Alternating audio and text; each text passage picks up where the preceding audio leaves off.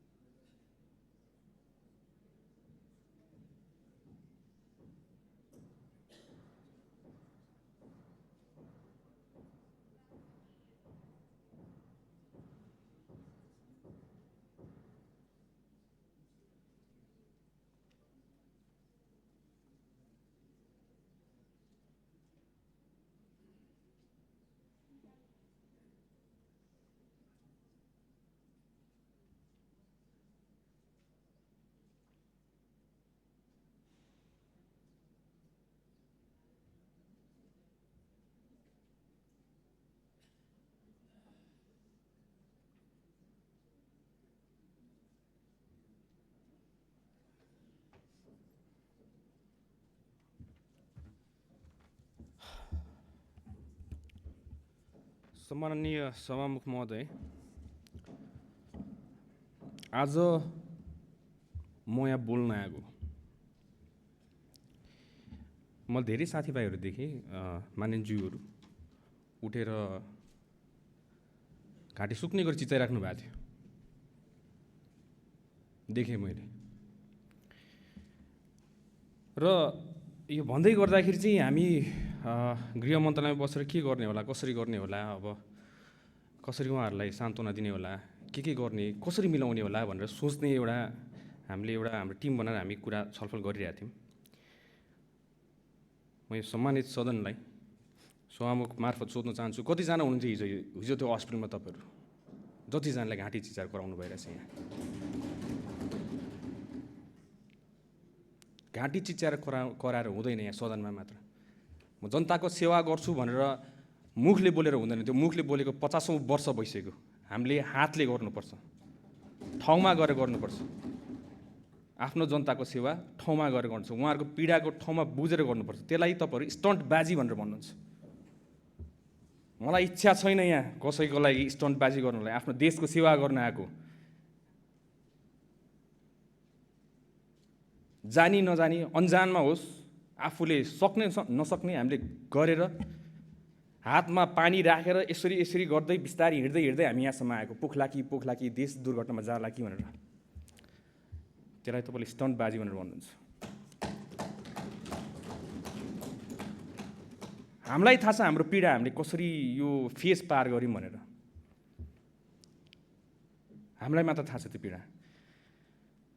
अब आज म यो सम्मानित सदनलाई सभामुख मार्फत सरकार कसरी सञ्चालन हुन्छ भनेर तपाईँलाई म सिकाउन चाहन्छु। हाम्रो 3 तहको सरकार हुन्छ।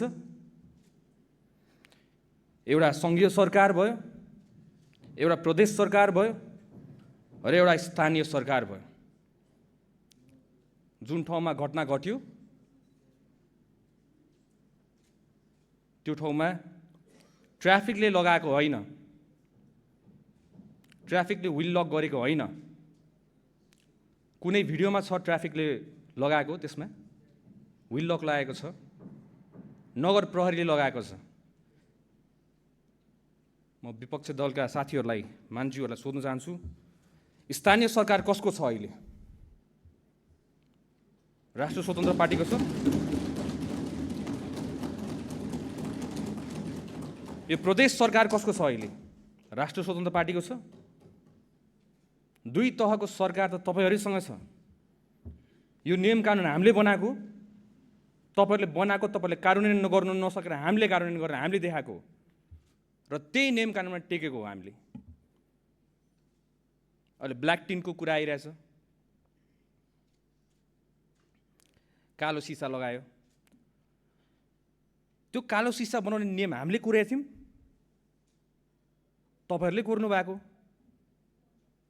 त्यसलाई हामीले पालना त गराएको।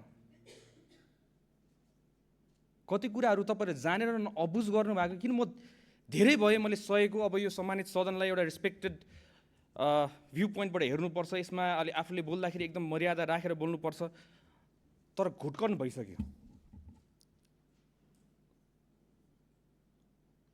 गाह्रो हुन्छ कहिले कहिले तपाईँको यसरी हेर्दाखेरि के आफ्नो देश राम्रो होला भनेर हामीहरू सबै युवाहरू एउटा आशाले लडेका थियौँ र आज आएर विपक्ष दलका साथीहरू, जतिजना मित्रहरू हुनुहुन्छ, जतिजना राजनीतिज्ञहरू हुनुहुन्छ, देश चलाएर 50औं वर्ष राज गरेका माननीयज्यूहरूबाट हामीले सिक्नुपर्नेमा आज हामीले यस्तो कुरा देख्नु पाइरहेछौँ। हामीले तपाईँहरूबाट सिक्नुपर्ने होइन र? तपाईँहरूको गल्तीले हामीले सिक्नुपर्ने होइन र? हामी अगाडि बढ्नुपर्ने होइन र? यो देश त तपाईँको पनि हो। हाम्रो बहुमतको सरकार होला, तर यो देश तपाईँको पनि हो। तपाईँलाई पनि जनताले जिताएरै पठाएको। मलाई अचम्म लाग्छ, आज आफ्नो यहाँ पीडा यसरी गरेर पोख्नु पर्दाखेरि एउटा मन्त्रीको हैसियतले, एउटा नागरिकको लागि हामीले हिजो रातभरि खट्यौँ। म यत्तिकै यो आँसु झऱ्यो, किनभने आफूले अथाक प्रयास गर्दा पनि नहुँदाखेरि त्यो चित्तै नबुझ्ने रहेछ। देशको कुन चाहिँ संयन्त्र चलायो?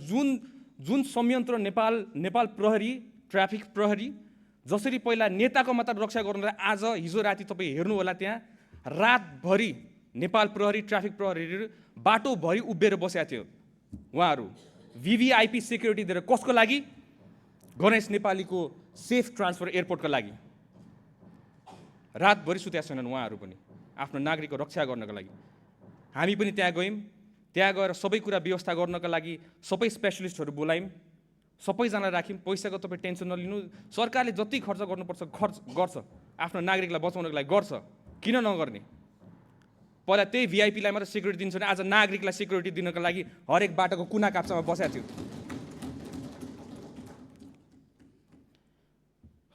तर त्यतिखेरको कन्डिसन तपाईँलाई थाहा छैन। किन थाहा छैन? किन तपाईँ त्यहाँ पुगेकै छैन। डक्टरसँग कन्सल्ट गर्नु पऱ्यो, कुरा गर्नु पऱ्यो। डक्टरहरू हामीले उता इन्डियन साइडलाई पनि हामीले पर्मिसन लिनु पऱ्यो। राति परिसकेको थियो, पर्मिसन लिन परराष्ट्रलाई हामी परराष्ट्र मन्त्री उठ्नुभयो, परराष्ट्र सचिव उठ्नुभयो, इन्डियन एम्बेसीसँग कोर्डिनेसन गर्नुभयो। इन्डियन एम्बेसीसँग कोर्डिनेसन गरेपछि उताको एम्सको टिमलाई रेडी गर्नु पऱ्यो। उतापट्टि आउँदाखेरि फेरि यताबाट एयरप्लेनले हाम्रो एयर एम्बुलेन्स स्ट्यान्ड बाईमा राख्यौँ हामीले। म आफै गएर त्यहाँ निरीक्षण गरेँ, किनभने हाम्रो डोमेस्टिक एयरपोर्ट जाने बाटोमा चाहिँ तपाईँको त्यो पिच भएको छैन। त्यो गल्ती हामीले लिनुपर्ने, पिच नभएको। त्यतिखेर हाम्रो गणेश नेपाली त्यही एम्बुलेन्समा जाँदाखेरि हल्लिएर केही होला कि भनेर डर लागेर मैले राति नै एयरपोर्टमा गएर 10 नम्बर बेमा लिएर आउनुपर्छ, तपाईँहरूले यतापट्टि सजिलो हुन्छ भनेर हामीले भनेर आएको छौँ। र राति एयरपोर्टमा आफै गएको त्यसलाई स्टन्टबाजी भनेर भन्नुहुन्छ भने यस्तो स्टन्टबाजी सबैजनाकोबाट चाहियो आफ्नो नागरिकलाई सेवा गर्नलाई।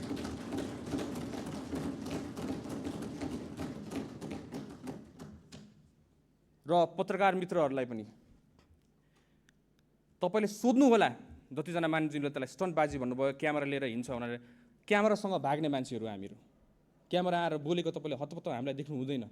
हामी फिल्डमा उत्रेर काम गर्ने मान्छेहरू। हामीलाई त्यति राम्रोसित बोल्नु आउँदैन होला, तर राम्रोसित काम चाहिँ गर्नु आउँछ, आफ्नो देशलाई जोगाउनु आउँछ। चाहे तपाईँ नै होस्, तपाईँको जिम्मेवारी पनि हाम्रै टाउकोमा छ। हामीले नै त्यो जिम्मेवारी निर्वाह गरेर हामी तपाईँको सुरक्षाको लागि हामी खटिरहेछौँ। हामीले कहिले पनि बनाएको छैनौँ कुनै दल कुनै पार्टी भनेर हामीले छुट्याएको छैनौँ यहाँ।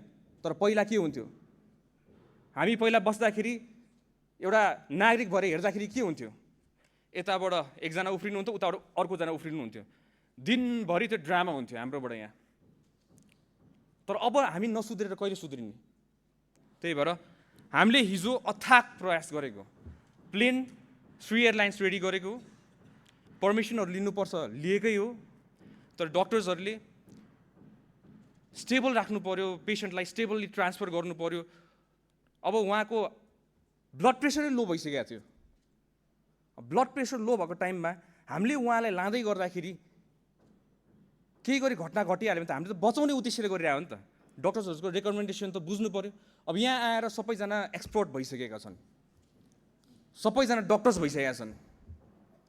त्यहाँ डक्टर्स एक्सपर्ट्सहरू, नेपालको विज्ञ डक्टर्सहरू सबै हामीले राखेको थियौँ त्यतिखेर। कुनै हालतमा बचाउनु पर्यो हामीले भनेर भने त। तर त्यही पनि त्यो जिम्मेवारी कसको थियो? स्थानीय तह। त स्थानीय तहको सरकार कसको छ अहिले नेपाल अहिले काठमाडौँमा?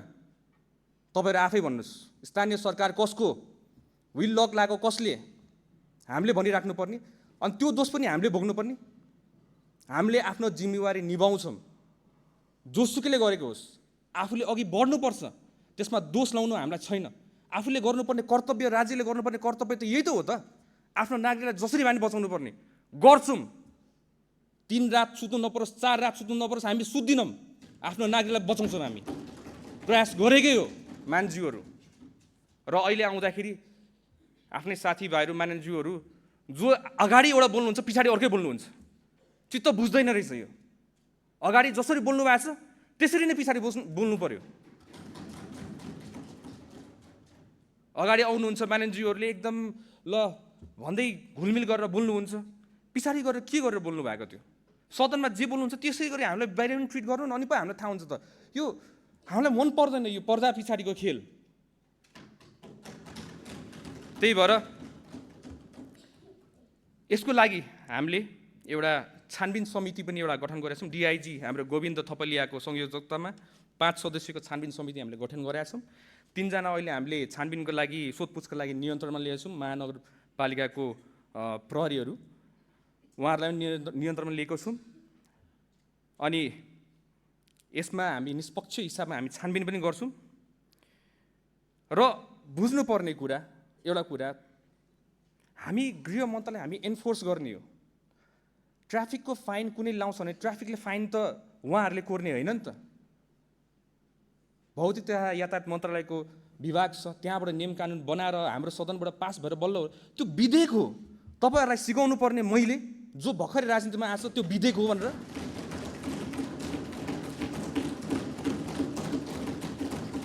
मलाई भन्नुभएको होइन तपाईँहरूले, कतिजना मानिसहरूले मलाई भन्नुभयो होइन संविधानको स थाहा छैन यहाँ आएर भने। अहिले आएर संविधान स थाहा नहुने मान्छेले तपाईँलाई संविधान सिकाउनु पर्ने यो दिन आएको हो यो सदनमा। त्यही भएर मान्छेहरू यो सम्मानित सदनको गरिमा राखिराखौँ, इन रेस्पेक्टेड वे। नेपाली जनताले धेरै आशा गरेका छन् यसपालि हामीबाट, तपाईँबाट पनि आशा गरेका छन्, हामीबाट पनि आशा गरेका छन्। र यसमा पक्ष र विपक्ष भन्नाले एउटै डुङ्गामा चढेर जाउँ न, एउटा नेपाल राम्रो बनाउनको लागि। के छ र? गल्ती हाम्रो भयो भने हामी सुधारौँला, गल्ती तपाईँबाट सुधारौँला। किन यो भेदभाव कति गर्ने हामीले? यो कति हेर्ने? नेपाली जनताले कति सहने? र यसलाई अहिले आएर कसैको पीडालाई राजनीतिकरण गर्ने कसैको पीडालाई, यस्तो त गर्नु भएन नि हजुर। यो त इस्यु होइन नि त। निर्मला हत्याकाण्ड पनि राजनीति भएको होइन त्यतिखेर? तपाईँहरू मलाई भन्नुहोस्, त्यो सानो नानीको लास माथि राजनीति गर्ने को हो त्यतिखेर?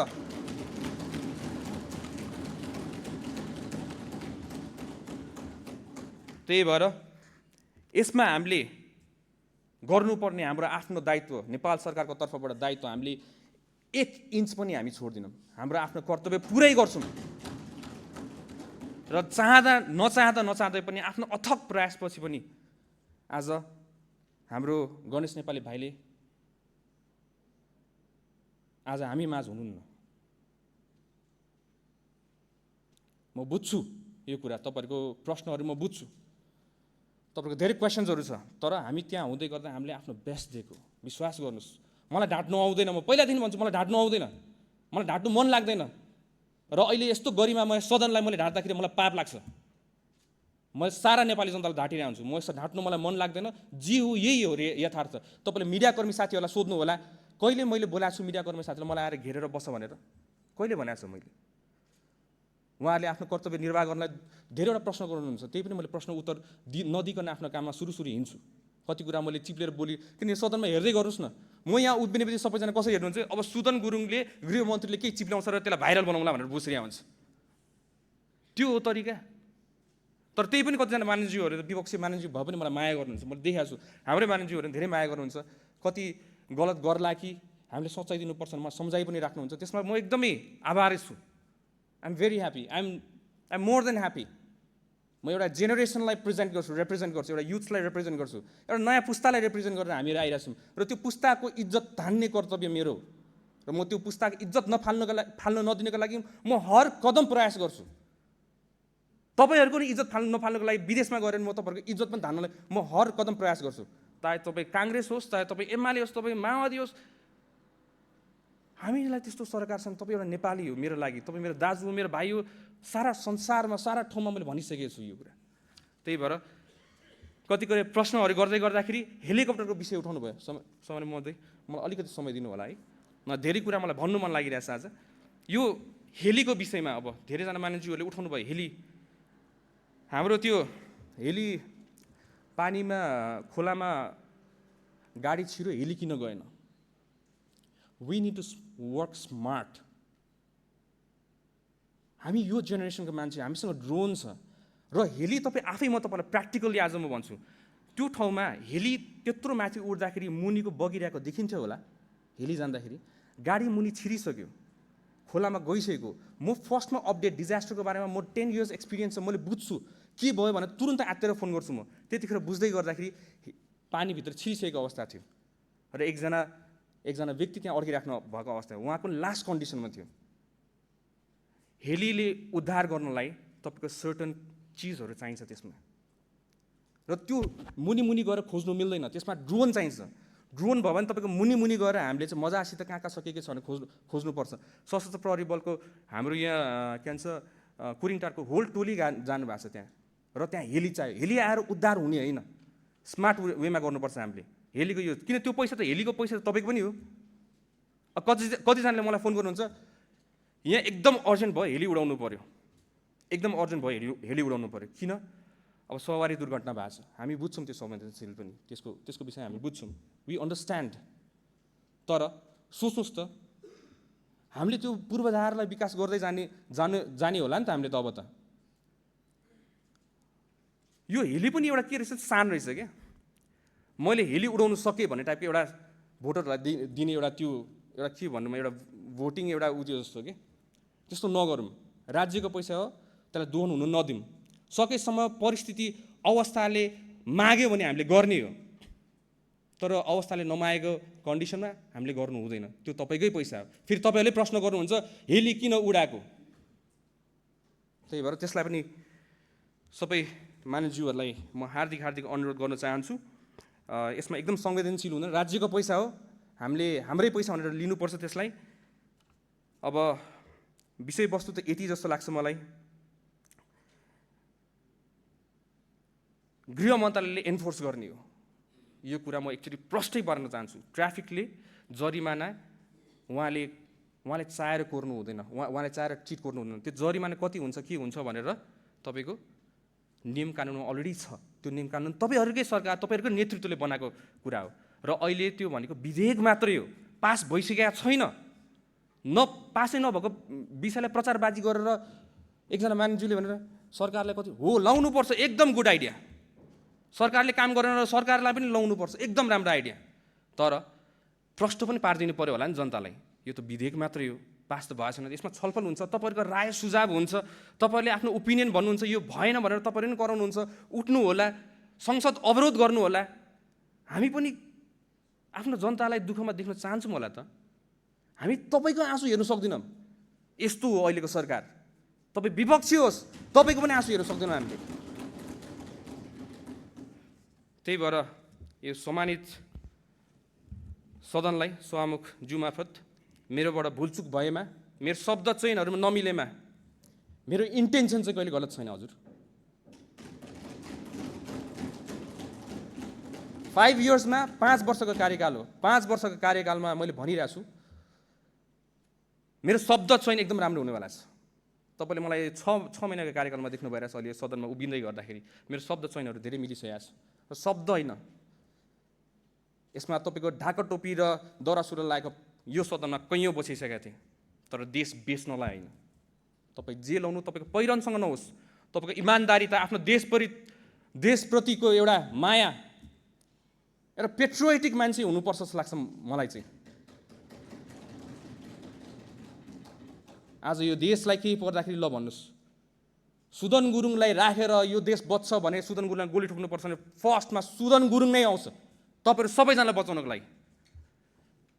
यो देश बाँच्छ भने मैले सुनिरहेको छु 24 गते सुन्दा 8-9 महिनामा 24 गते बच्चा मरेको छ। तपाईँहरूलाई 24 गतेको पिर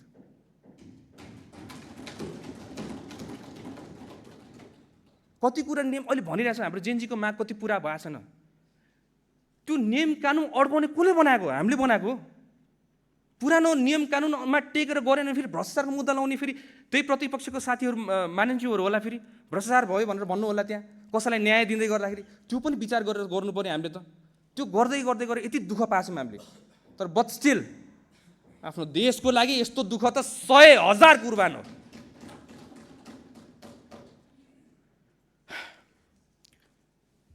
हुन्छ सभामुख महोदय, यो सम्मानित सदनलाई